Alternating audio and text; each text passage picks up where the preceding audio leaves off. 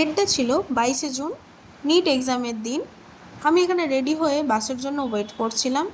না না, আমি নিট এক্সাম দিতে যাচ্ছি না, আমি নিট এক্সামের বায়োমেট্রিকের জন্য যাচ্ছি। দেখো নিট লেট হয়ে গিয়েছে বলে কি জোরে দৌড় দিয়েছি। আমাদের সেন্টারটা ছিল আলিপুর কমান্ড হসপিটাল। আমরা এখানে পৌঁছে সিস্টেম সেট আপ করছিলাম, আমাদের সঙ্গে এরাও ছিল। তারপর একটু জোরেই বৃষ্টি এসে গিয়েছিল, স্টুডেন্টরা আসছিল না দেখে আমাদের লাঞ্চগুলো দিয়ে দিয়েছিল। বৃষ্টিটা থামার পর ওয়েদারটা ঠিক এই রকম ছিল। আর এই স্কুলের ডেকোরেশনটা দারুণ, প্রাইভেট স্কুল হলে যা হয়। তো চারিদিকটা আমি জাস্ট বসে এখানটায় ওয়েট করছিলাম। দেখো এই সরস্বতী ঠাকুরটা কি দারুণ দেখতে না, কি সুন্দর।